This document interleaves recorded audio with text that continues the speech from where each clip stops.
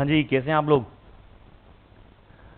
आज के लेक्चर में हम लोग प्रॉपर्टीज ऑफ चार्ज हम लोग पढ़ चुके हैं। Additive nature, conservation, quantization, invariance of charge, उसके आगे हम लोग पढ़ रहे हैं। लास्ट क्लास में मैंने 2 न्यूमेरिकल भी कराए थे एनसीईआरटी के, बड़े यूनिटरी मेथड पे बेसिक न्यूमेरिकल थे। आज जो मैं शुरू कर रहा हूं वो कूलम फोर्स है। कूलम फोर्स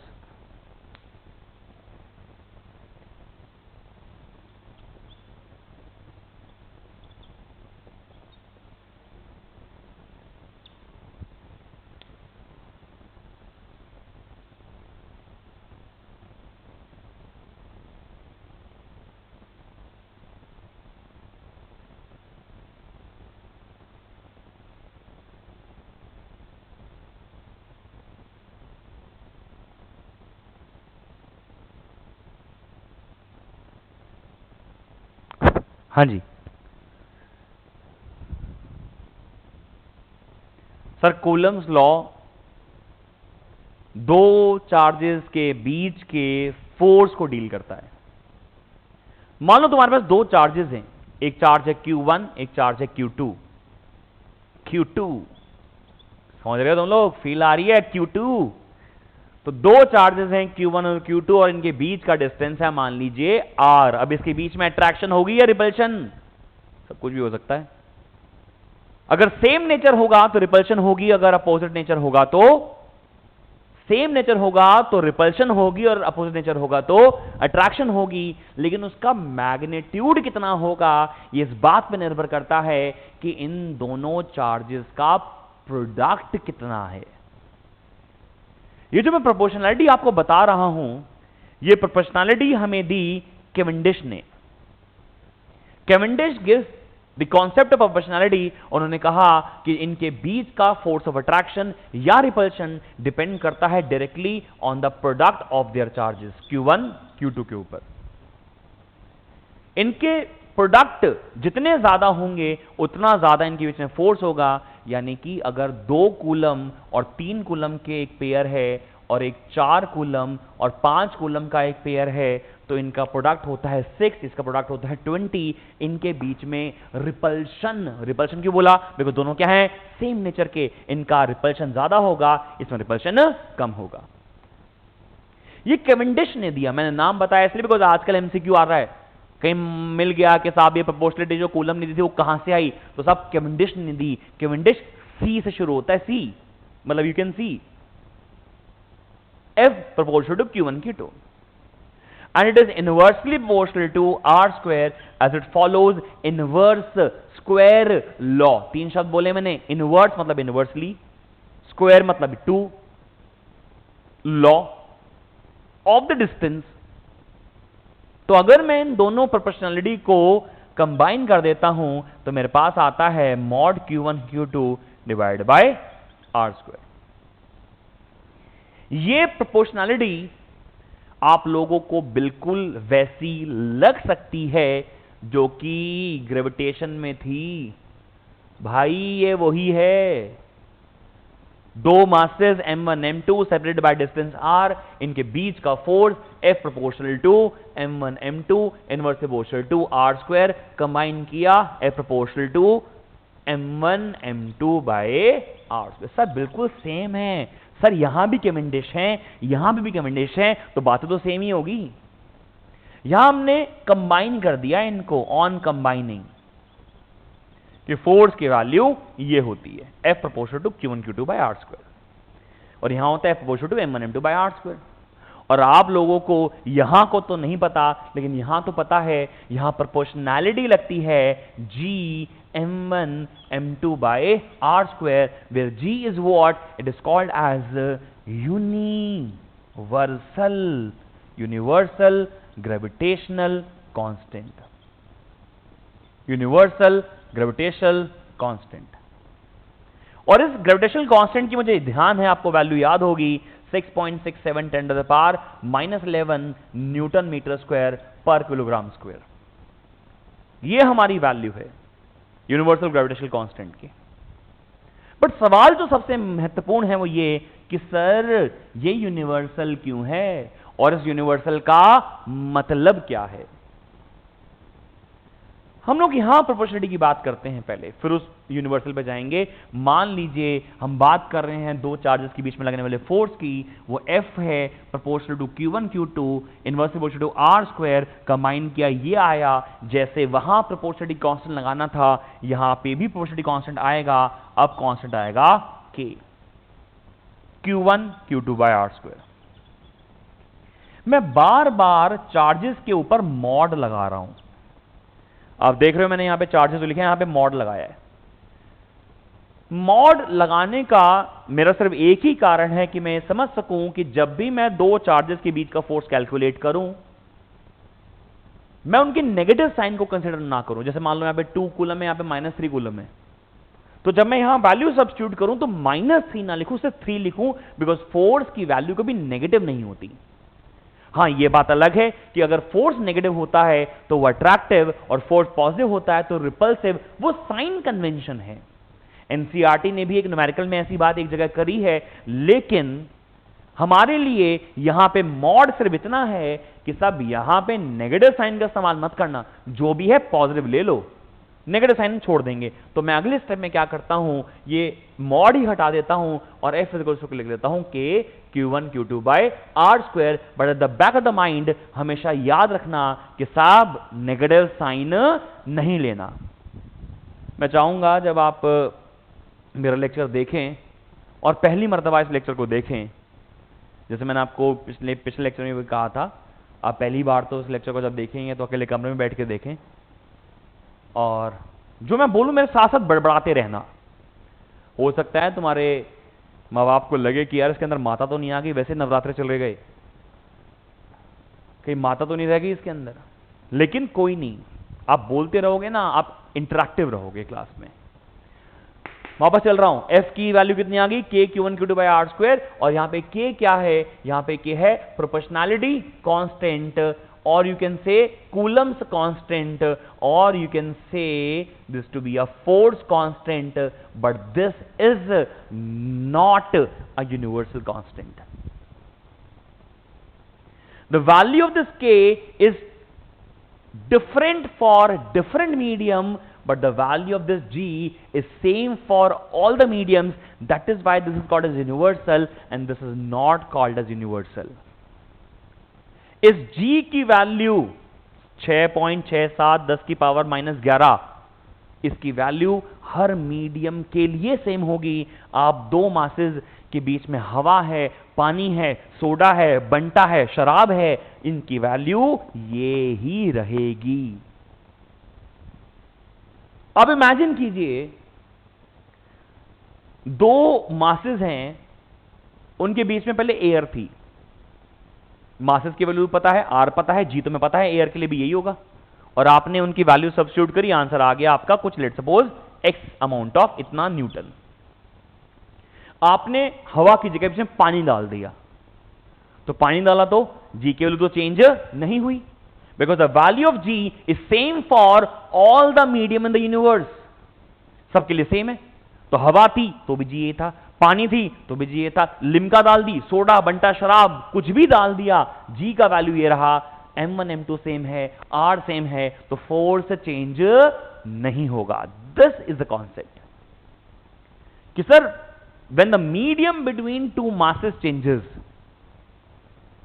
यार ऐसा है कि जब जब मैं कुछ बोल लूं और तुम्हें लगे कुछ इंपॉर्टेंट है, you can pause the video and you can note it down.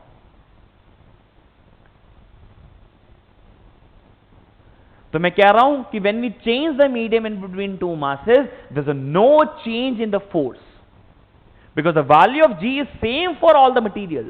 कोई मीडियम चेंज किया, G चेंज होगा ही नहीं। M1 M2 अगर R, M1 M2 और R अगर सेम रहा तो फोर्स कभी चेंज नहीं होगा।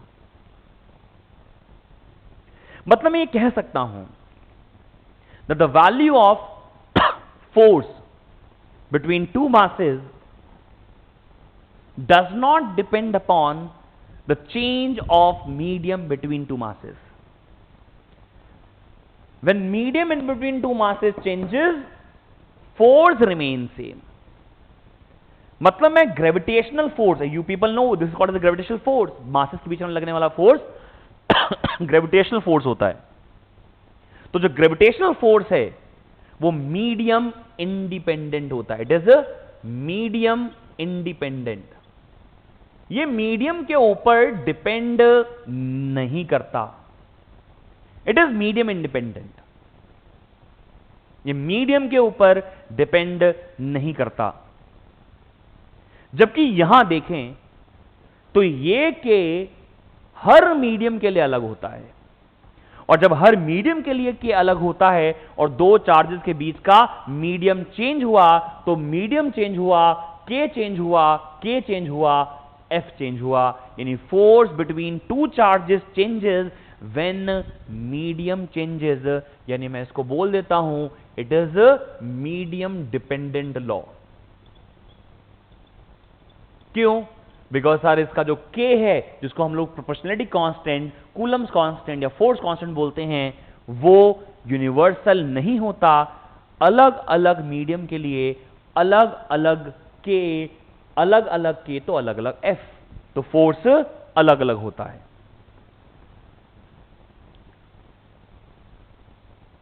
इस k की एक्सप्रेशन अगर मैं बनाना चाहूं या इसको मैं एक्सपैंड करूं, you will get to know that this k is 1 by 4 pi epsilon। इसको क्या बोलते हैं? एप्सिलॉन। एक वर्ड है सर, जैसे ईटा, बीटा, जैसे इसको क्या बोलते हो? अल्फा। इसको क्या बोलते हो? बीटा, ईटा। इसको क्या बोलते हो? एप्सिलॉन। वर्ड है सर, नाम है इसका। लेकिन इस एप्सिलॉन का मतलब होता है permittivity, permittivity of medium in between two charges, permittivity of the medium between two charges. Now what do you mean by this permittivity? Permittivity is something like a property of the medium, जैसे density, जैसे refractive index of medium, वैसे permittivity of the medium। जैसे हर medium की density अलग होती है, हर medium की permittivity अलग होती है, लेकिन इसको परमिटिविटी इसलिए बोला गया बिकॉज ये डिसाइड करेगा, ये परमिट करेगा दो चार्जेस के बीच में फोर्सेस को चेंज करने के लिए। क्योंकि हर मीडियम की परमिटिविटी अलग होगी, तो हर मीडियम का परमिटिविटी अलग होगा, तो हर मीडियम का के अलग होगा, हर मीडियम का के अलग होगा, तो हर मीडियम के लिए फोर्स बिटवीन टू चार्जेस अलग होगा। तो this epsilon is what? Is a permittivity of a medium. जो भी इनके बीच में हवा है तो permittivity of the free space, इनके बीच में पानी है तो परमिटिविटी ऑफ द वाटर, जो भी मीडियम इनके बीच में है उसकी परमिटिविटी यहां पे ऐड डाल देंगे। अगर आप ये चाहें तो आप कहीं लिख लीजिएगा, बिकॉज मैं रब कर रहा हूं, वीडियो पॉज करके आप इसको लिख सकते हैं, लेकिन मैं आगे चल रहा हूं, इसको कंटिन्यू कर रहा हूं।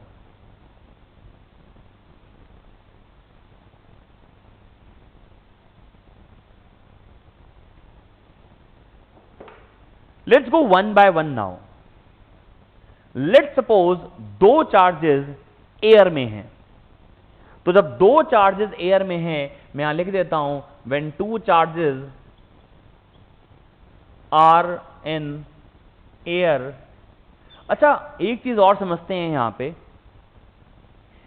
एयर, फ्री स्पेस और वैक्यूम, एयर, फ्री स्पेस और वैक्यूम, ये तीन शब्द हैं जो आप बार बार सुनोगे और आपसे बार बार बोला जाएगा ये तीनों शब्द एक ही हैं। लेकिन सवाल खड़ा होता है कि सर जिस जगह से एयर निकाल दो वहां वैक्यूम होता है, तो एयर और वैक्यूम सेम कैसे हो सकता है? तो सुन लो, एयर और वैक्यूम यानी कि फ्री स्पेस के इलेक्ट्रिकल बिहेवियर एक जैसे होते हैं, उनकी परमिटिविटी एक जैसी होती है, इसलिए मेरे लिए एयर या फ्री स्पेस या वैक्यूम एक जैसा ही है। तो जब दो चार्जेस एयर में हैं तो मेरे लिए फोर्स का फॉर्मूला आ गया 1/4 पाई एप्सिलॉन ऑफ एयर। लेकिन एयर के लिए ए नहीं लिखते, एयर के लिए नॉट शब्द का इस्तेमाल किया जाता है। 1/4 pi epsilon naught Q1 Q2 by R square, FAL। ये जो फॉर्मूला मैंने लिखा है बोर्ड पे, ये फोर्स बिटवीन टू चार्जेस है, फोर्स बिटवीन टू चार्जेस है when charges are in air, या मतलब उनके बीच में एयर या फ्री स्पेस या फिर वैक्यूम। और क्योंकि हम लोगों ने पढ़ लिया है तो मुझे बिल्कुल जान लेना चाहिए कि एयर के लिए परमिटिविटी की वैल्यू कितनी होती है। तो आपको याद करना होगा, इसकी वैल्यू होती है 8.854 10⁻⁻12 न्यूटन मीटर स्क्वायर पर coulomb square. I am sorry, मैंने गलत लिख दिया, इसकी यूनिट है ये पर न्यूटन पर metre square coulomb square. I am rectifying this, ये मैंने गलत बोल दिया है, पर न्यूटन पर मीटर स्क्वायर कूलम स्क्वायर, ये इसकी यूनिट होती है। ये एयर, फ्री स्पेस और वैक्यूम की वैल्यू है। इसका मतलब एक और है, इस चीज को दिमाग से चलाना कि अगर ये हमें एप्सिलॉन नॉट पता है तो मुझे तो एयर के लिए के की वैल्यू पता है। भाई अगर मैं इसकी वैल्यू यहां पे डाल दूं, ये डाल दूं 4.34 इंटू 3.14 इंटू 8.854 10⁻⁻12, तो ये सॉल्व कर आता है 9 10⁻⁹, और इसका यूनिट उल्टा हो जाएगा, ये हो जाएगा न्यूटन मीटर स्क्वायर पर कूलम स्क्वायर। तो now we got the value of this K, but this K is for air is this. ये जो इसकी वैल्यू मैंने लिखी है 9 10⁻⁹, ये किसके लिए होती है? एयर के लिए होती है। और अगर कोई और मीडियम होगा तो उसकी परमिटिविटी डालेंगे, उसका के निकल जाएगा। But this is the value of K for air. What is this epsilon naught? It is the permittivity of air, या फिर वही फ्री स्पेस और वैक्यूम। तो बोलो तो सही, ये हमारी वैल्यूज आ गई हैं। मैं चाहूंगा आप एक बार इसको नोट कर लीजिए, और फिर मैं इस एक्सप्रेशन से दोबारा से शुरू कर रहा हूं। फटाफट इसको नोट कर लीजिए जो करना है आपको नोटिस में।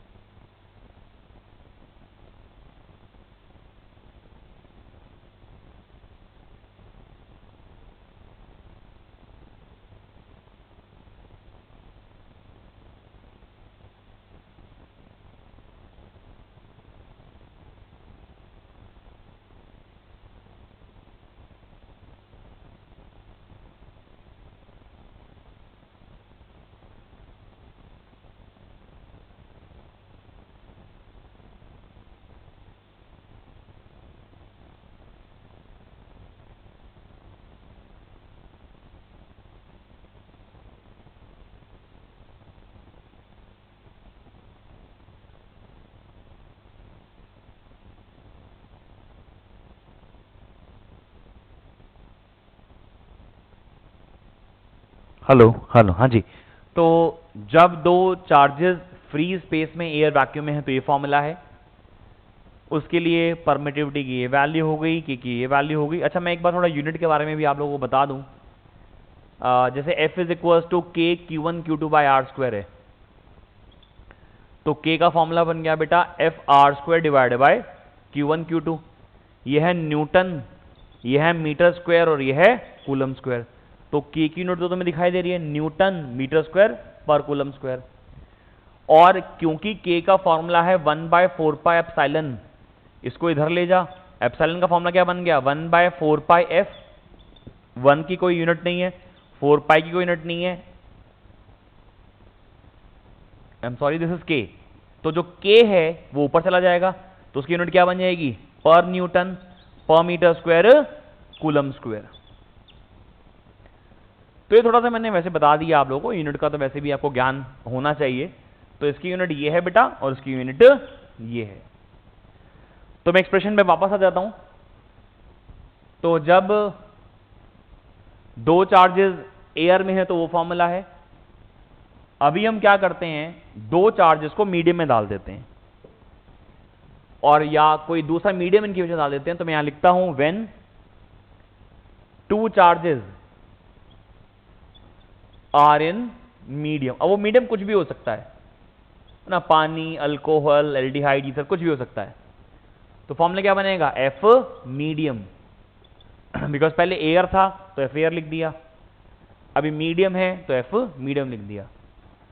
ये बन गया फॉर्मूला 1/4 एप्सिलॉन एम, बिकॉज पहले एयर थी तो परमिटिविटी ऑफ दी एयर आ गई थी, अभी क्या है, अभी मीडियम है तो परमिटिविटी ऑफ मीडियम आ गया, और ये तो एज इट इज रहेगा Q1 Q2/R²। मॉड लगा रखा है मैंने, जरूरी नहीं है आप समझ गए हो, लेकिन फिर भी मैं बार बार लिख ही रहा हूं। इक्वेशन नंबर 2 आ गया।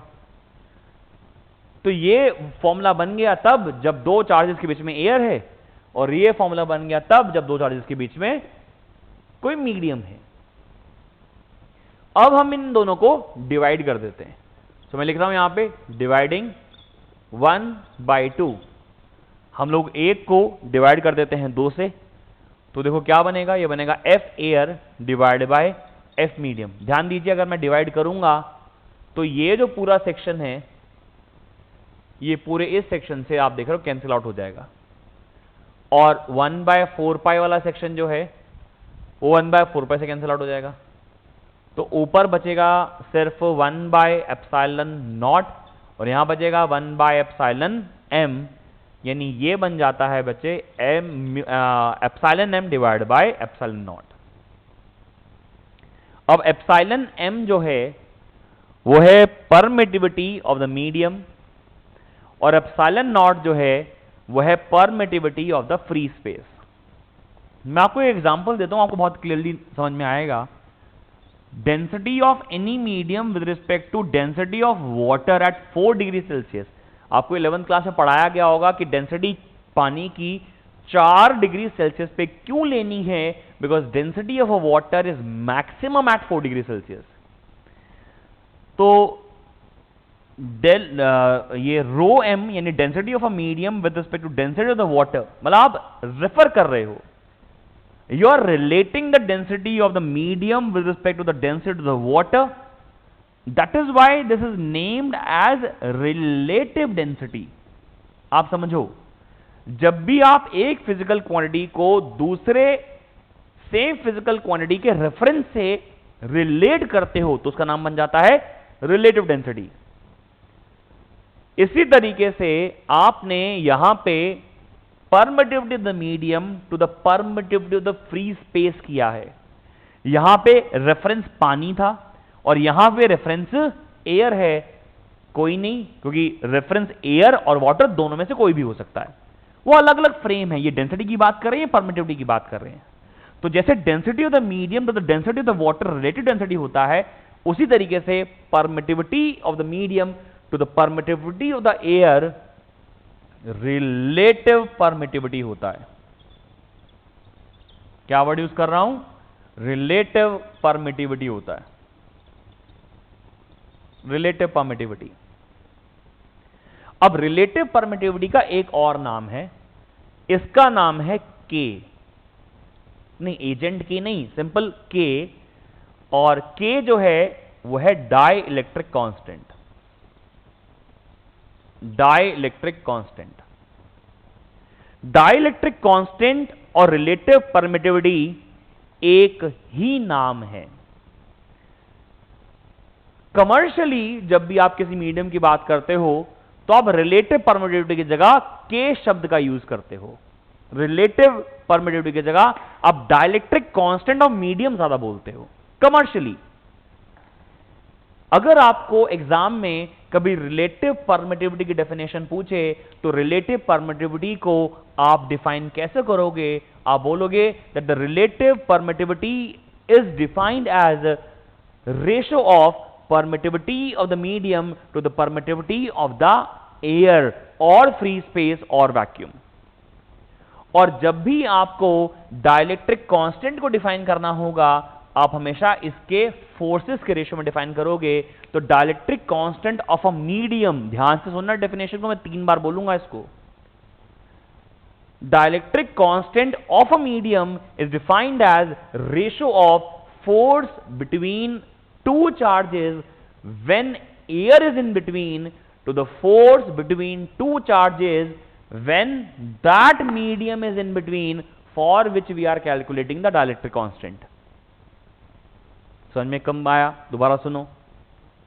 मान लो हमने बोला डाइलेक्ट्रिक कांस्टेंट ऑफ वाटर बताओ क्या होता है. तो dielectric constant of water can be defined as force between two charges when the charges are in air to the force between two charges when water is in between two charges. तो मान लो आपने बोला साहब dielectric constant of mercury बताओ. तो dielectric constant of water is what? Force between two charges when air is in between two the force between two charges when mercury is in between. So the definition of dielectric constant is very very important for examination point of view. Dielectric constant की आप definition लिख लो. इसके लिए जगह छोड़ देना चाहे अगर आप लोगों ने साथ साथ नोट कर लिए तो ठीक है, वरना वीडियो पॉज करके ये लिख लो और उसके बाद लिखो definition.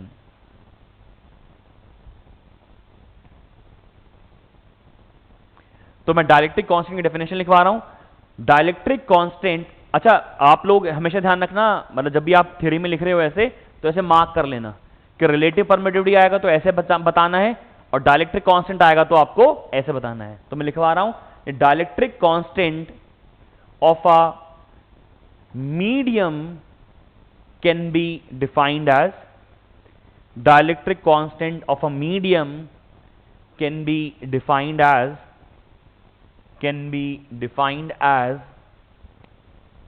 ratio of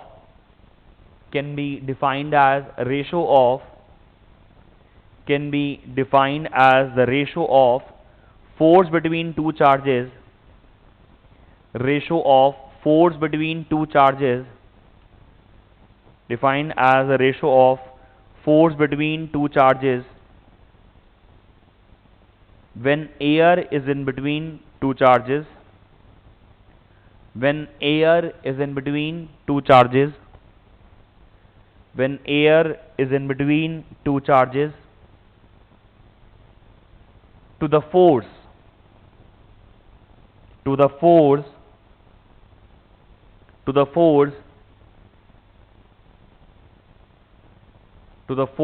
between two charges, to the force between two charges when that medium is in between, when that medium is in between, when that medium is in between. चलिए इसे को आगे कंटिन्यू कर लेते हैं. इसमें जैसे यहां पे लिखा है F air divide by F medium, ये हमारा के है. अच्छा वो कंफ्यूज मत होना कि साहब वो के प्रोपोर्शनलिटी कांस्टेंट फोर्स कांस्टेंट वाला सेम नहीं है, मतलब अलग तरीके से मैंने थोड़ा डिजाइन बना दी, लेकिन ऐसा कुछ नहीं है, अलग अलग है ना बेटे. दो अलग अलग नाम के सिंबल एक जैसे हो सकते हैं ना. तो जैसे के को हम डिफाइन करेंगे तो के को डिफाइन कर रहे हैं force between two charges when air is in between two the force between two charges when that medium is in between. तो अगर मैं इसको रीअरेंज कर लूं तो जो K का फॉर्मूला बना वो बना F एयर, नहीं I am sorry, F medium का जो फॉर्मूला बना वो बना F air divide by K, F air divide by K. अब यूनिवर्स में जितने भी मटेरियल अवेलेबल हैं उनमें सब में K की वैल्यू ज्यादा ही होती है एक से, उसकी वैल्यू एक से हमेशा ज्यादा होती है. कोई भी मटेरियल उठा लो यार, मैं इसे शुरू कर रहा हूं. फॉर एनी डाइलेक्ट्रिक, सबसे पहले डाइलेक्ट्रिक की बात कर रहे हैं. डाइलेक्ट्रिक का मतलब होता है non conducting material, non conducting. तो यूनिवर्स में कोई भी मटेरियल उठा लो उसमें हमेशा K की वैल्यू 1 से ज्यादा ही मिलेगी, और अगर K की वैल्यू ज्यादा मिलेगी 1 से तो F मीडियम जो होगा वो लेस देन हो जाएगा F एयर के. यानी force between two charges will decrease.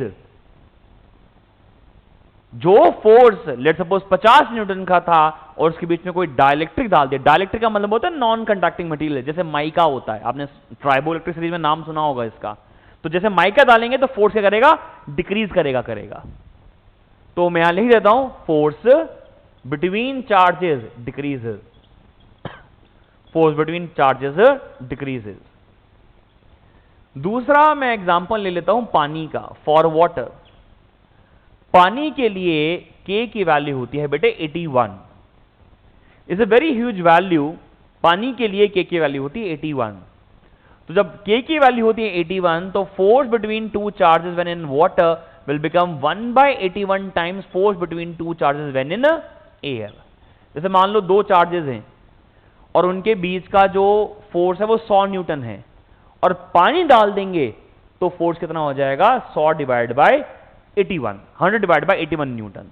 तो मैं यहां लिख देता हूं force becomes 1/81 times force between charges when in air, when in air. आपको मेरी बात समझ में आनी चाहिए। थर्ड में रेफरेंस ले लेता हूं फॉर मेटल्स। मैं मेटल्स की बात कर लेता हूं। मेटल्स यानी कि दो चार्जेस के बीच में कोई एल्यूमिनियम की शीट डाल दी, कॉपर डाल दिया, तो क्या होता है, तो K जो होता है मेटल्स का होता है बहुत ज्यादा, यानी कि इनफाइनाइट। देखो मैंने सारे केस कंप्लीट कर लिए, नॉन कंडक्टिंग भी डाल दिया, कंडक्टिंग भी डाल दिया, बीच में पानी भी डाल दिया। एयर तो एयर है ही, एयर के लिए K की वैल्यू 1 होती है। इमेजिन करो एयर डाल दी, मतलब ये बात अजीब सी सुनने में, तो एयर डाल दी तो K की वैल्यू एयर के लिए 1 होती है, तो फोर्स सेम ही रहेगा। एयर निकाल के एयर डाल दी, कैसी बातें कर रहे हो।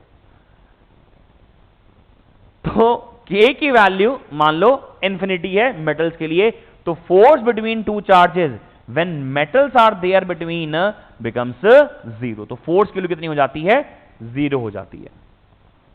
तो ये तीन स्पेशल केसेस हैं, आप इसको याद रखेंगे, बिकॉज ऐसे क्वेश्चंस एग्जाम में आ सकते हैं 1 मार्कर में, या फिर जो MCQ होते हैं या असर्शन वाले क्वेश्चंस होते हैं वहां पे कहीं पे आ सकते हैं। मतलब मोटा मोटा ये बात समझनी है कि जो फोर्स है दैट बिकम्स 1/K टाइम्स। हम इसको ऐसे भी लिख सकते हैं that the force becomes 1/K times force between two charges when in air. Preferably डायरेक्ट्रिक डाला तो कम हो गया, पानी डाला तो 1/81 हो गया, और मेटल डाला तो फोर्स कितना हो गया, 0 हो गया। आप इसको नोट कर लीजिए, हम लोग आगे इस पे बेसिक क्वेश्चन न्यूमेरिकल करते हैं। आप इसे नोट कीजिए प्लीज।